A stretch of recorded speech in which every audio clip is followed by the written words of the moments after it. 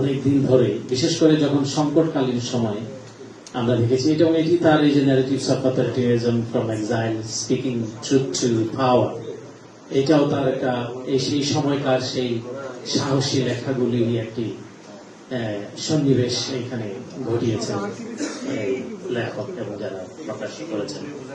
এবং যখন আমাদের মানে বাংলাদেশে যখন সাংবাদিকতা বা লেখালেখির অবস্থানটা যেহেতু খুব ক্ষীণ, কেউ ভয়ের কারণে, ভীতির কারণে শাসক মহল থেকে রক্তচক্ষু, এটি যেমন, আবার কেউ কেউ উপযাজক হয়ে, আমরা জানি যে বাংলাদেশে সাংবাদিকতা ছিল না, বাংলাদেশে ছিল সাংবাদিকরা তখন বিগত 17 বছর বিবৃতি লেখকে পরিণত হয়েছিলেন এবং সংবাদপত্রগুলো একটা একটা মানে মিডিয়া প্রতিষ্ঠান, এগুলো একটা পিআর প্রতিষ্ঠানের মতো পরিণত হয়েছিল এবং পেশা হিসেবে সাংবাদিকতা ছিল না, সকলে একটা পিআর কোম্পানিতে কাজ করছেন, এরকমই ছিল।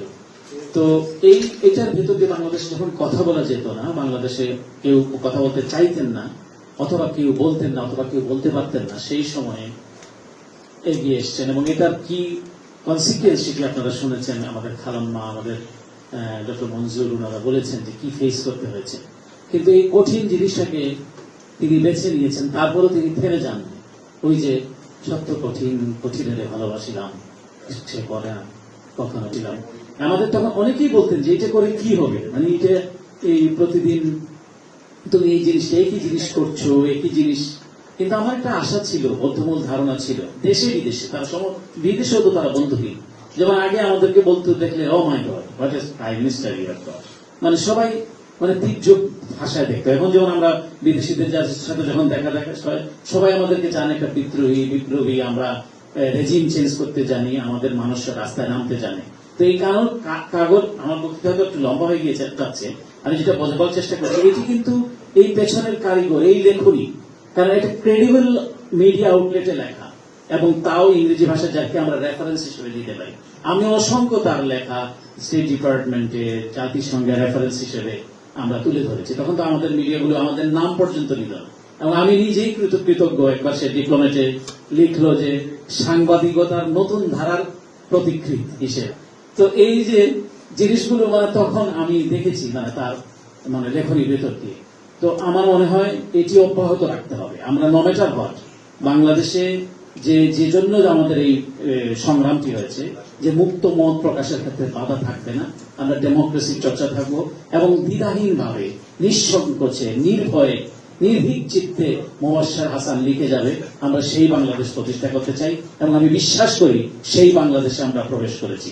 সবশেষে একটু ছোট্ট করে একটু বলে আমি শেষ করব যে আমাদের মধ্যে আমরা খুবই মুক্ত মত এবং আমাদের স্বাধীনতা পুরোপুরি ভোগ করছি, কিন্তু এই স্বাধীনতা ভোগ করার মানে কিন্তু যা ইচ্ছে তাই না।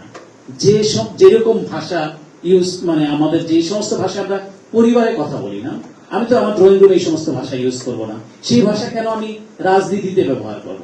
সুতরাং ভাষা প্রয়োগের ক্ষেত্রে, মানুষ শব্দ চয়নের ক্ষেত্রেও কিন্তু আমাদেরকে নিজেদেরকে সুবিবেচনার পরিচয় দিতে হবে। আমাদের সংস্কারের কথা অনেকেই বলেন, আমাদের মানসিকতারও সংস্কার সময় এসছে। আমরা দেখছি যে রাজনীতির নামে যে ভাষা প্রয়োগ হচ্ছে, বিশেষ করে আমরা এই সংস্কৃতি, বাংলাদেশে কিন্তু একটা ভিন্ন ধারার সংস্কৃতি এখানে চালু আছে, যে আমরা বড়কে সম্মান করব, ছোটকে আমরা ভালোবাসবো, কাছে টেনে নিব। কিন্তু এখন আমরা দেখছি যে রাজনীতির নামে যে ধরনের কথাবার্তা, যে ধরনের মানে শব্দ চয়ন, এগুলো আমাদেরকে ব্যথিত করে। এই জন্য আমরা এই সংগ্রামটি করিনি, এই জন্য মোবাশ্বের হাসান গুম হয়নি, এই জন্য সে পৃষ্ঠার পর পৃষ্ঠা লেখেনি, তার পরিবারকে বিপদের মধ্যে ফেলেনি। এই অবস্থা থেকে আমাদেরকে স্বাধীনতার আমরা উপভোগ করব, কিন্তু স্বাধীনতার যাতে অপব্যবহারটি না হয়, সেটি আজকের দিনে আমার সবচেয়ে বেশি অনুরোধ। এবং নিশ্চয়ই আমাদের বিদগ্ধ আলোচক পৃথিবীর ভাই এখানে আছেন, তার সামনে এখানে কথা বলবো, উনি নিশ্চয়ই বইয়ের উপর আলোচনা করবেন এবং তার কথা শুনবার জন্য আমি অধিক